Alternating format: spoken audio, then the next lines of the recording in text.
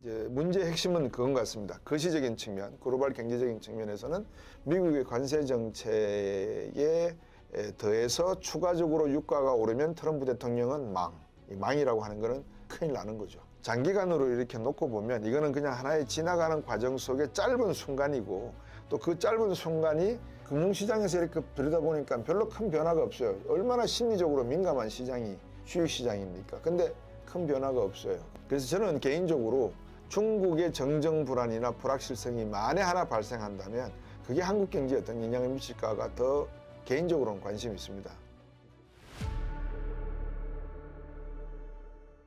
안녕하십니까, 곽수정입니다. 오늘 녹화하는 날짜 시간으로 이스라엘과 이란의 휴전 합의가 이루어졌다, 뉴스가 들리고 있습니다. 그런데 또 이란에서는 보고하겠다, 조건부 휴전이다 라고 이야기를 하고 있고요.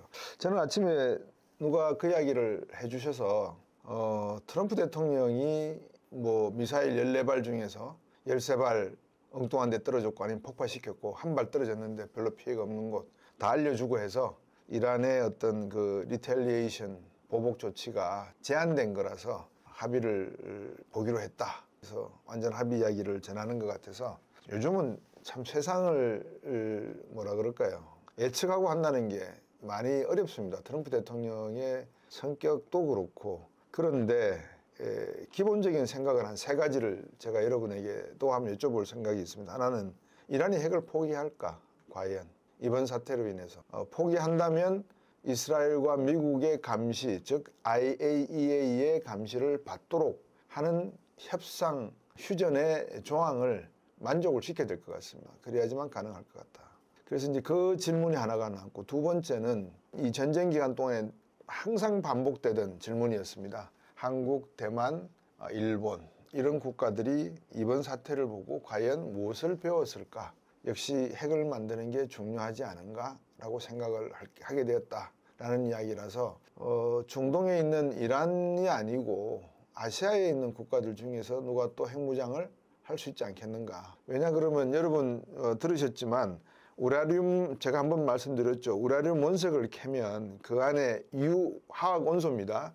U238이 93%가 들어있고요.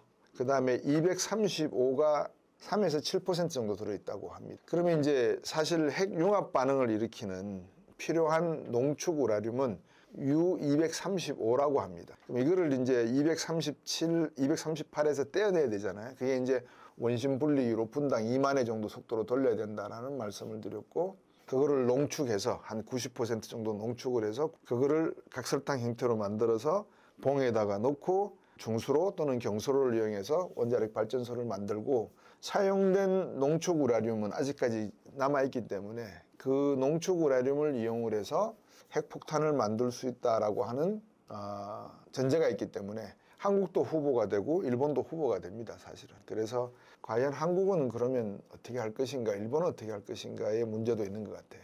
그 다음에 이제 세 번째 이슈가, 많은 전문가분들이 유가 전망을 가지고 자꾸 외신에서 나오는 이야기를 그대로 옮겨 가시는 거예요.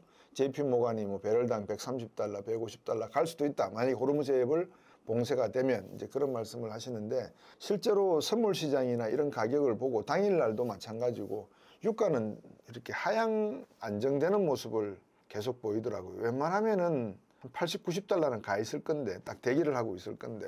그래서 이제 저도 그런 의문을 품으면서 아침 학습 시간에도 말씀을 몇 번 제가 드렸었습니다. 이게 유가가 그렇게 쉽게 130달러 가지는 않을 것 같다. 이제 그걸 거꾸로 역산으로 해버리면 호르무즈 해협 봉쇄라는 건 쉽지가 않은 것 같다. 약 40km, 50km 나비에서 유조선이 지날 수 있는, 그 탱크가 지날 수 있는 바다의 깊이를 가지고 있는 그 길이는 약 3km 정도 된다고 합니다. 그러니까 그 3km 정도만 기뢰를 설치하고 봉쇄를 하면 사실상 끝나는 건데, 그거를 하도록 그냥 미국의 항공모함 3척, 비행기만 하더라도 180대거든요. 그 다음에 항모 전단이 움직이면 핵잠수함이 2개가 들어가고 구축함이 한 4대 정도가 따라가고 순양함 이렇게 쭉 따라가는 형태인데, 기뢰 매설이 가능할까라는 생각 이런 걸 쭉 해봤습니다. 그리고 이제 사람 사는 동네는 다 마찬가지잖아요. 저희들도 이제 인간관계를, 사회생활을 하다 보면 어떤 친구는 매우 온순한 친구가 있고, 또 어떤 친구는 매우 공격적이고 저돌적인 친구가 있고, 또 어떤 친구는 회색지대에서 왔다 갔다 하는 친구들도 있고, 뭐 그런 종류가 있습니다. 어느 게 좋고 나쁘다는 거는 저희들이 판단할 수가 없죠. 판단해서도 안 되고요. 그 사람의 성격이니까. 근데 하메니의 집권 최고 지도부 안에서도 제가 볼 땐 비둘기파, 매파가 있을 거고, 또 까마귀파도 있을 겁니다. 뭐 그건 이스라엘 내부에서도 저는 있다고 보고, 미국 내부에서는 그 부분에 대해서는 조금 그 사실은 다우트풀해요. 의심이 돼요. 왜냐하면 모든 게 트럼프 대통령의 입에서만 다 나와버리니까요. 제가 화요일 날, 그러니까 수요일이죠. 아침 학습 시간에 그 머린 원 그 헬기 안에서 트럼프 대통령이 국방부 장관한테 전화 받고 그린라이트를 줬다라는 결정을 했다는 말씀을 드렸었는데, 그런 식으로 트럼프 대통령의 재가라고 하는 게 아주 그 즉흥적인 게 상당히 많은 것 같아요. 그분이. 개인적으로는 여러분들 아시지만 제가 뭐 트럼프 대통령의 어떤 자질을 논하거나 그럴 입장은 전혀 되지 않습니다. 제가 또 관여해야 될 부분도 아니고요. 그 부분은. 그거는 그 국가의 운명이고 국가의 어떤 선택이기 때문에 제 개인 한 사람의 그냥 투표권만 행사하면 되는 것이지 제가 뭐 왈가왈부할 필요가 없는 거죠. 그런데 미국이라고 하는 나라는 원래 그런 나라입니다. 다시 말씀드리면 1차 세계대전 이전에 몰로주의라 그래서 고립된 거대한 섬으로 남겼다. 건드리지 마라 그랬다가 우리가 3.1 운동을 일으켰던 1919년 3.1 운동의 배경에 윌슨주의가 있거든요. 즉 다시 말해서 모든 국가는 자유롭게 활동을 할 수가 있고 독립된 주체다. 그리고 미국도 우리를 건드리거나 우리 주변 국가를 건드리게 되면 그냥 있을 수가 없다. 뭐 이런 선언을 하게 되면서 국가의 정체성을 이렇게 바꿔갑니다. 그럴 때마다 뭐라 그럴까요? 지금 트럼프 대통령의 정책 변화와 같은 그런 트렌드의 변화에 많은 사람들이 당황하기도 하고 그 변화를 적응하는 사람 못하는 사람이 있었겠죠. 그러다가 이제 1929년 대공황이 터지고 30년에 관세 전쟁이 시작이 되고 뭐 여러 가지 복잡한 일들이 막 벌어지기 시작을 합니다. 미국과 유럽 국가들 간에. 그 당시에 세계의 중심은 원명청의 시대가 끝이 나고 이 패권이라고 할까요? 태평양의 시대는 잠시 이제 18, 19세기 때 저물고 19, 20세기는 다시 대서양의 시대로 전환이 되면서 그런 와중에 산업의 혁명, 자본의 어떤 이동 이런 것들이 대서양에 집중이 되다 보니까 결국 하드 파워와 소프트 파워가 모두 다 대서양을 끼고 일어나는 시대였다. 그래서 미국과 유럽의 패권이 다투던 시기였는데 결국 1차 세계대전의 패전 국가로서 전비를 감당하지 못하던 독일은 초고 인플레이션에 빠져들었고 그러한 것을 국가와 민족주의에 호소했던 나치당이 만들어지면서 아돌프 히틀러가 나왔고 그게 2차 세계대전의 또 하나의 빌미가 됐다는 말씀을 드렸었습니다. 근데 이제 우리가 역사 속에서 그냥 이렇게 훑고 이해하고 지나가는 것 중에 하나가 일본이 진주만 공습을 1941년에 12월 달인가 했거든요. 근데 그 한 배경이 뭐냐면 뭐 여러 가지 뭐 설이 많이 있겠죠. 일본이 그 전에 이미 필리핀이라든지 이 중국의 만주 그다음에 태평양에 있는 섬의 군도를 많이 점령을 하고 있었는데 제국주의로 나가다 보니까 제일 필요한 게 석유라고 하는 그 원료였어요. 그래서 미국이 만약에 일본으로 향하는 이 석유 수송선을 끊어버리면 문제가 되니까 그거를 하지 못하기 위해서 겁주기 위해서 이제 진주만을 공습을 했다. 그리고 이제 대서양에서만 너들 열심히 싸우고 태평양에서는 내가 내 마음대로 할 테니까 건드리지 말아라. 아마 이런 의사 표시를 한 것 같은데 미국이 그냥 두고 있지를 않았죠. 결국은 이제 전쟁이 벌어졌는데 여기서 이제 봐야 될 게 석유라는 자원입니다. 1차 세계대전부터 시작을 해서 사실 세계대전에 어떻게 보면 가장 중요한 산업 에너지원은 석유였다. 그 전까지만 해도 석탄이었고 석탄은 뭐 독일도 풍부하게 있었으니까요. 그 다음에 석탄이 나오기 전에는 여러분 잘 아시는 이제 그 화력 중심인데 그 전까지는 이제 풍력 뭐 이런 거였겠죠. 무역선이나 배를 운항하는 것도 여러분들 범선 같은 거는 이제 바람을 이용한 배였고요. 그 다음에 내연기관이 나오면서 석탄이 들어갔고 그 다음에 석유로 들어가면서 무장도 하게 되고 철갑선도 나오고 여러 가지 형태의 세계 무역과 교역이 일어나는 그런 문명의 이제 진화가 일어나는 거죠. 지금까지도 글쎄요, 에너지원 그러면 석유 외에는 별달리 생각할 수 있는 게 없는 것 같아요. 제가 드리고 싶은 말씀은 이 중동이라고 하는 국가 지역은 어차피 유럽에서 쭉 석유라는 자원을 놓고 독일, 프랑스, 영국이 다툼을 해오던 지역이기 때문에 이 지역의 패권은 결국 유럽이 생각할 때는 우리 앞마당이라서 우리가 갖고 노는 거지 미국은 신경 쓸 거 없다라고 했는데 2차 세계대전이 딱 끝나고 난 다음부터는 이제 상황이 달라지기 시작을 한 겁니다. 왜냐하면 전에도 말씀드렸습니다만 짧은 이스라엘의 역사, 독립 역사를 놓고 보면 그 배경, 일을 저지른 건 영국이 했고요. 그 다음에 그 뒷감당을 소위 우리가 흔히 하는 말로 설거지하는 건 이제 미국이 쭉 해왔단 말이죠. 그래서 지금까지도 이제 미국이 이스라엘과의 관계에서 벗어나지를 못하고 있고 미국이 세계 1위의 석유 수출국, 매장량 국가이고 수출국이면서 LNG 천연가스 수출국이 이미 되어버렸습니다. 그래서 이제 이번 전쟁이 나더라도 사실은 세계의 비축유가 한 하루에 쓰는 양이 1억 880만 배럴 정도 된다 그러거든요. 전체 지구상에 있는 인류가. 근데 전 세계에 있는 비축량이 한 58억 배럴 정도 있다고 추정이 되니까 제가 말씀을 드렸지만 한 2개월 정도는 버틸 수가 있다. 2개월 그러면 전쟁이 대충 끝이 나요. 그러니까 모든 게 다 마무리되고 이제 뭐 서로 비방전하고 하는 거는 연말까지 가겠지만 실질적으로 미사일 던지고 벗고 하는 거는 2개월이면 충분하다. 왜? 미사일이 무한대로 나오는 게 아니지 않습니까? 가지고 있는 게 뭐 예를 들어서 1000기라 그래도 하루에 40발씩 쏘면 10개월은 가겠지라고 하는데 부서지는 것도 있고 불발탄도 있고 뭐 1000개가 되겠습니까 사실. 돈이 얼만데요 그게.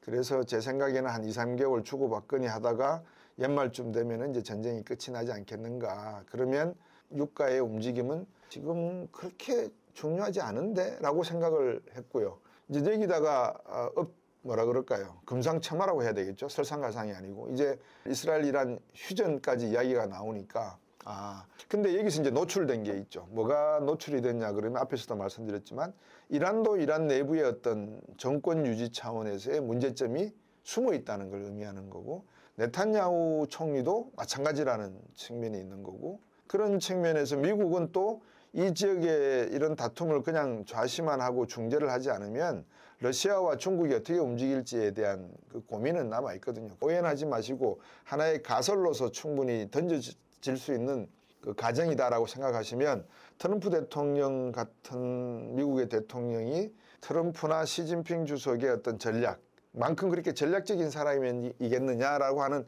제 개인적인 퀘스천 마크는 존재를 합니다. 물론 미국이라고 하는 나라의 대통령이시니까 주변에 많은 참모들이 충분히 서포트할 거라고 가정을 해야 되겠죠.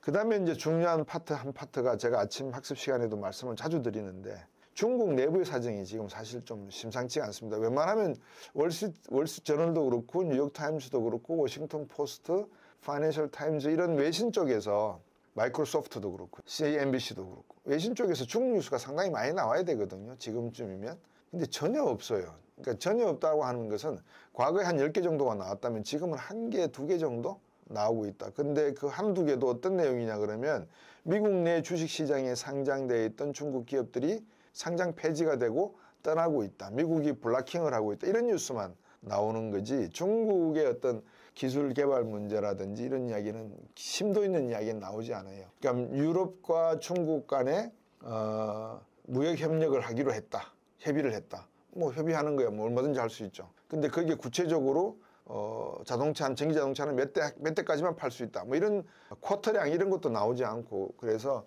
중국에 뭔가 문제가 있을 수 있겠구나라는 생각이 요즘 많이 듭니다. 그래서 저는 개인적으로 중국의 정정 불안이나 불확실성이 만에 하나 발생한다면 그게 한국 경제에 어떤 영향을 미칠까가 더 개인적으로는 관심이 있습니다. 그래서 이번 사태가 발생했을 때도 저는 경제 지표들, 선물, 금값, 주식, 원유 이런 그 지표들을 보니까 공포지수 30을 치지 않았어요. 4월 2일 날 트럼프 대통령이 해방의 했을 때 공포지수가 30까지 넘어갔거든요. 근데 이번에는 20에서 그냥 딱 멈춰가지고 오늘 아침에도 제가 이래 보니까 18, 19 정도 이렇게 머물고 있는 걸로 보여지거든요. 그래서 이거는 공포가 아니구나. 누가 생각할 때? 시장이 생각할 때. 어떤 시장? 자본시장이 생각할 때. 그래서 돈만큼 민감한 게 없잖아요. 그래서 제가 이제 생각하기에 미국의 이번 그 트럼프 대통령의 공격이 나름대로 의미가 있었다라고 정의를 하고 싶어요.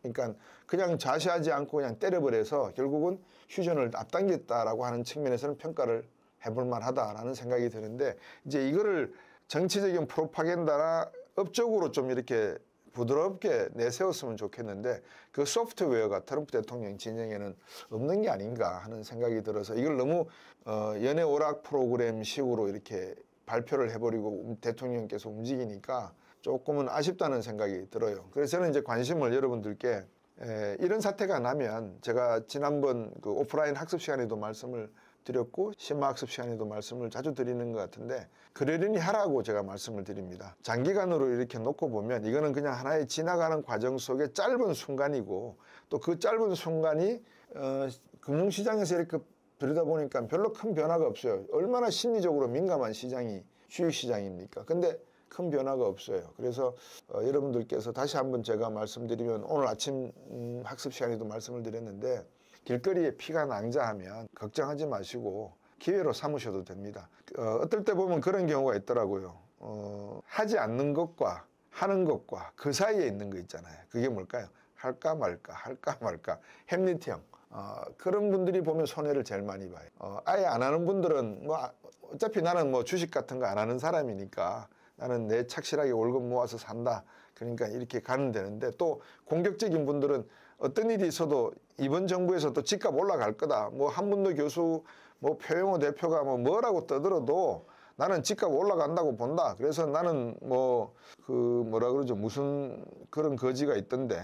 예를 들어서 뭐 빚거지나 뭐 이런 뭐 거지가 될지언정 나는 지르고 보겠다. 그런 사람들이 나중에 보면 돈을 벌어요. 그죠? 세상에. 그래서 저는 정확하게 여러분들의 이제 투자 성향에 따라서 결정을 하셔야 되는데 단지 지금 분위기가 어떻다는 것을 제가 이제 말씀을 드리려고 합니다. 그래서 이란 이스라엘 사태도 지나고 보니까 뭐죠? 해프닝이잖아요. 그리고 해프닝이라고 할 수 있는 게 가볍게 제가 이렇게 말씀드리는 게 유가 100달러 안 쳤잖아요. 그죠? 그리고 금값이 뭐 폭락하지도 않았잖아요. 그렇다고 해서 달러 값이 폭등하지도 않았어요. 그러니까 안전자산이라고 하는 달러의 위치만 확인을 했어요. 보통 이렇게 되면 이제 미국 달러화가 약세로 돌아서서 폭락하고 이런 이야기가 나와야 되는데 사실 그런 움직임이 없지 않아 있습니다. 있긴 있는데 금값이 지금 선물 시장에서 떨어지고 있단 말이죠. 조금씩. 제가 지난번에도 시티뱅크는 25% 정도 떨어질 거라고 예측하고 있다고 말씀을 드렸고 다른 기관들은 오히려 더 오를 거라고 보고 있고 선물 시장에서는 2030년쯤 되면은 4,200달러 정도 간다라고 지금 현 시점에서 이제 보고 있다라는 말씀을 드렸지 않습니까? 그래서 시장도 이렇게 다 틀립니다. 그거를 어느 사람이 정확하게 볼 수 있는 건 없는데 장기적으로 놓고 보면 그 방향성은 정해져 있다는 말씀을 드리죠. 그리고 어떤 방향성이냐? 미국 달러화의 종말은 있을 수가 없을 것 같다. 결국. 그래서 21세기에도 미국 달러화의 기축통화로서의 지위는 계속 갈 것 같다. 왜? 전쟁이 나고 사건이 발생할 때마다 사람들이 금사원 모으는 것보다 달러 현금을 들고 있는 걸 더 좋아하더라. 더 안전하게 생각하더라. 그 비트코인을 보니까 비트코인도 별로 가격이 그렇게 막 급등을 해야 되는데 이럴 때면 급등하지가 않고 오히려 나라마다 비트코인을 얼마나 감추고 있는지는 모르겠지만 전비 자금에 쓰려고 하는 건지 오히려 가격이 막 떨어지더라. 그거는 돈 많은 사람들이 나라를 탈출해 가지고 돈 마련하려고 하니까 공급이 많아지니까 가격이 떨어지는 거야 라고 해석할 수가 있는데 저희들이 비트코인 거래소의 볼륨이나 가격 변동을 매일 들여다보지는 않잖아요. 그죠? 그래서 그건 내용을 한번 들여다봐야 될 필요성은 있는데 언뜻 그냥 직관적으로 생각했을 때 그렇다는 말씀입니다. 그래서 이제 문제의 핵심은 그건 같습니다. 거시적인 측면, 글로벌 경제적인 측면에서는 미국의 관세 정책에 더해서 추가적으로 유가가 오르면 트럼프 대통령은 이 망이라고 하는 거는 큰일 나는 거죠. 2026년 중간선거는 대패입니다. 왜? 소비자 물가가 5%까지 갈 수도 있거든요. 그럼 금리 못 내리잖아요. 이제 이런 여러 가지 파급 효과들이 존재를 했는데 다행히 이번에 전쟁이 휴전이 됨으로써 트럼프 대통령은 이제 양쪽에 채찍과 당근을 다 줘야 될 입장이에요. 이란 쪽도 줘야 되고 이스라엘 쪽도 줘야 되고 어떻게 할 것인가. 이거를 잘하면 노벨 평화상 받으셔도 될 것 같아요. 제가 볼 때는. 그래서 트럼프 대통령에게는 기회이실 것 같고 또 미국으로서도 지금 가지고 있는 그런 이미지를 조금 이렇게 변화시키는 노력의 일환이 될 수 있겠다. 기회가 될 수 있겠다. 근데 이제 요거는 좀 키스가 생겼어요. 어떤 데에 이게 키스가 났냐면 트럼프 대통령이 군비를 부담하라 그러잖아요. 근데 이번에 그 GBU 57 벙커버스터 누가 돈 냈나요? 그거 저 못 들었거든요. 이스라엘이 낸다 그랬을까요? 어쨌든 14발을 쐈다면서요. 그게 한 발당 가격이 얼마인지는 모르겠는데 예를 들어서 100억이라고 치면 1,400억 떨어뜨린 거 아니에요. 그럼 그 돈을 미국 재정에서 썼다고 하면 트럼프 대통령 말과는 다르잖아요. 그죠? 이제 그런 부분에 대한 의혹이나 의심은 트럼프 대통령께서 한 번은 생각을 해보셔야 될 필요가 있다라는 생각이 듭니다. 그리고 저는 가급적이면 유튜브 방송이나 어떤 방송을 통해서 그 다른 사람의 사정에 대한 제 개인적인 어떤 견해나 이런 것들을 네거티브하게는 말씀을 드리려는 걸 좀 삼가하려고 하는 입장입니다. 왜냐하면 진실은 모른단 말이죠. 팩트는 알아요. 사실은 알아요. 예를 들면 트럼프 대통령이 주 방위군을 LA 사태에 파병시켰다. 즉 보냈다. 사실이잖아요. 그러면 거기에는 참과 거짓이 있거든요. 참과 거짓은 뭐냐면 헌법으로 보장이 된 거냐 안 된 거냐 이런 이야기죠. 제가 심화학습 시간에서도 말씀을 드린 것 같기도 한데 조지 W 부시 대통령 때 1995년 로드니 킹 사태 때 조시 부시 대통령은 시간을 기다렸다가 주지사의 허락을 받고 주 방위군을 파병을 했다. 그렇게 말씀을 드렸고 국민과의 대화를 했고 그 다음에 파병한 날짜도 담화를 발표하면서 이런 연유로 했다라고 하는 그게 미국이었다라고 제가 말씀을 드렸잖아요. 근데 이번 트럼프 대통령은 파병. 그러니까 또 헥세스 국방부 장관은 각하 해병대 700명도 있습니다. 이래버리니까 이게 전혀 다른 양식이잖아요. 그래서 내가 알던 미국은 아니었는데 싶어서 기다렸는데 연방법원에서 트럼프 대통령이 항소한 건에 대해서 트럼프 대통령이 대통령으로서의 권한이니까 이거는 파병 보낼 수 있어 라고 합헌 결정을 해줘 버렸거든요. 그렇게 되니까 이건 이제 진실은 합헌이라는 거죠. 법에서 해줬으니까. 그런 일들이 벌어지기 때문에 될 수 있으면 남 이야기할 때 뭐 삐죽삐죽 웃거나 빈정대거나 그런 거는 가급적이면 하지 않으려고 합니다. 왜냐 그러면 제가 그 당사자가 아니고 객관적으로 보는 뭐 평론이나 또는 논리적인 어떤 그 설명을 분석을 해야 되는 입장이니까. 그래서 트럼프 대통령께서 지금 생각하고 있는 여러 가지 정책들이 이제 관세에 모든 것이 포커싱이 맞춰져 있고 경제 문제에 있어서도 달러와 약세 문제, 금리 인하 문제에 맞춰져 있고 제롬 파월 의장에게 다시 금리를 인하하라는 요구를 하고 있고 그 다음에 좀 아쉬운 거는 카네기 홀이라든지 대학 연구자금, 연구기금에 대한 예산 삭감, 반유대인 운동이나 그런 학생 운동의 조직이 만들어진 대학에 대해서는 연방정부의 지원 기금을 다 끊어버리는 그런 거에 대해서는 조금 아쉬운 생각이 조금이 아니라 많이 아쉬운 생각이 듭니다. 이거는 미국의 역대 대통령이 대학을 설립한 배경과 취지에도 맞지 않는 것 같아서 이제 제가 그런 말씀을 드렸고요. 자, 그러면 이제 트럼프 대통령이 이란 이스라엘 사태를 어느 정도 진정시켰다고 가정을 하고 그럼 유가는 크게 오르지 않을 거라고 가정을 하고 한번 저희들이 세계 경제 그리고 한국 경제에 미치는 파급 효과에 대해서 간단히 정리를 한번 해볼까 합니다.